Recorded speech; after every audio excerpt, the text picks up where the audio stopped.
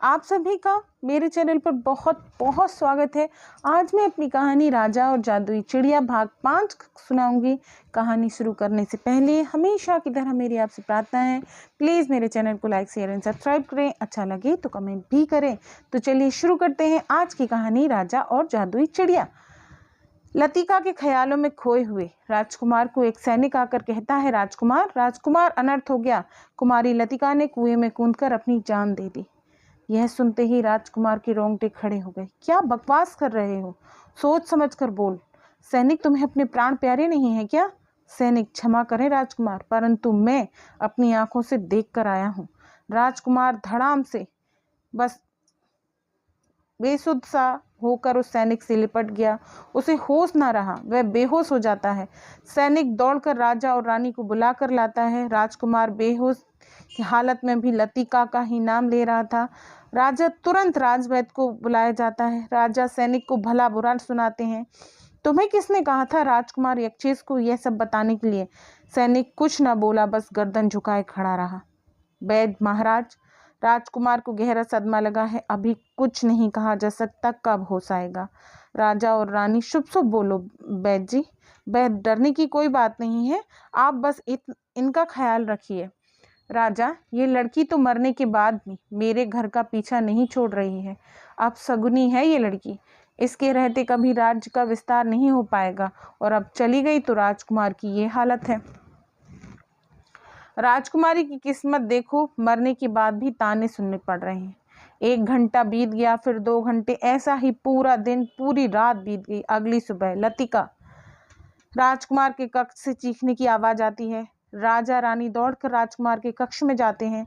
राजकुमार को होश आया देख दोनों खुश हो जाते हैं, परंतु राजकुमार लतिका के नाम के अलावा कुछ और न बोल रहा था। राजकुमार अपने बिस्तर से उठ खड़ा होता है और लतिका के घर जाने की जिद करता है। राजा, शांत हो जाइए राजकुमार, जिसको जाना था वो गया। राजकुमार ने एक न सुनी, घोड़े पर बैठकर कुमारी लतिका के घर चल देता है। लतिका के घर पर मातम छाया हुआ था। सब एकदम शांत बैठे हुए थे।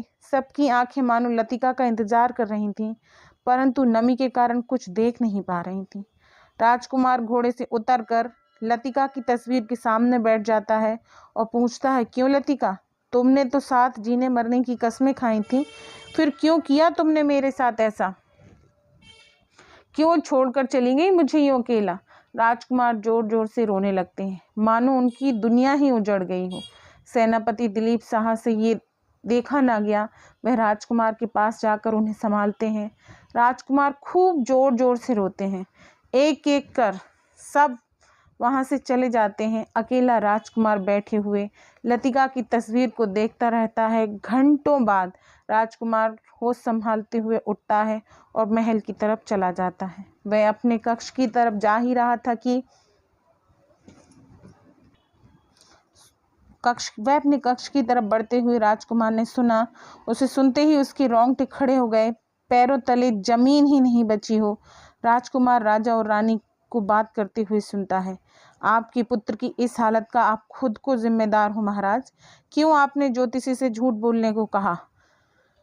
आप ना ही तो उनसे झूठ बुलवाते, न ही राजकुमार की यह हालत होती।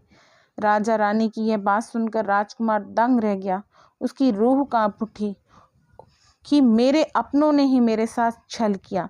वह तुरंत वहां से चल देता है, घोड़े पर सवार होकर माँ अम्बे के मंदिर में चला जाता है। वहां राजकुमार जोर जोर से रोता है, चिल्लाता है, इस सब के लिए माँ से शिकायत करता है और विनती करता है कि माँ, मेरी लतिका मुझे वापस लौटा दो। मेरे अपनों ने ही मेरी पीठ में छुरा घोंपा है। राजकुमार को अपने जीवन लीला समाप्त करने के अलावा कुछ और न सूझा। वह माता के मंदिर के पीछे वाली पहाड़ी पर चल दिया और आखिरी बार लतिका को याद करते हुए पहाड़ी से नीचे कूद गया। खामोशी की लहर महल में आने वाली थी। राजकुमार को महल आए ना देख राजा के सैनिकों ने पूछा। वह एक सैनिक कहता है, महाराज, राजकुमार महल में तो आए थे, परंतु वापस चले गए, बहुत गुस्से में थे। राजा ने सैनिकों को पूरे राज्य में राजकुमार की तलाश में भेज दिया। राजकुमार यक्षेश कहीं नहीं मिलते। अचानक एक सैनिक को राजकुमार का घोड़ा दिखाई देता है। सभी सैनिक घोड़े के पास चले जाते हैं। सैनिक घोड़े के पैरों में लगी काली मिट्टी को देखकर समझ जाते हैं कि ये तो माँ भवानी के मंदिर की तरफ से आया है। सैनिक मंदिर की तरफ चल देते हैं।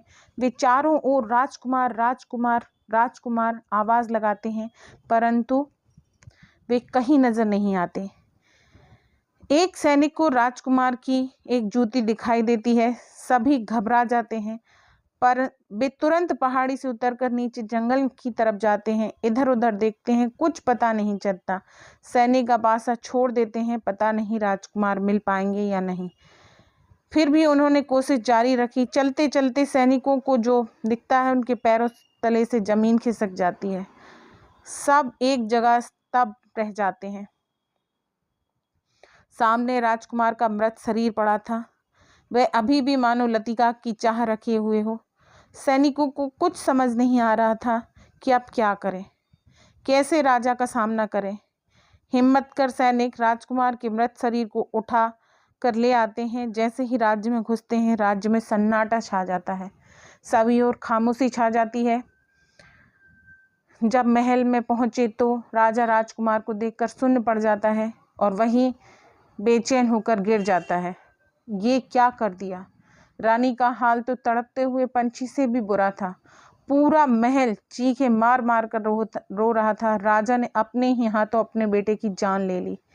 इस सब का जिम्मेदार ज्योतिष अभी किसी काम से बाहर गया था।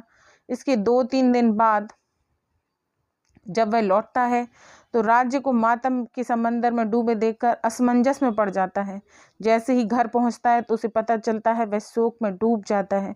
उसी दिन वह भगवान से प्रार्थना करता है कि हे भगवान, मुझे अगले जन्म में इन दोनों को मिलाने वाला बना देना।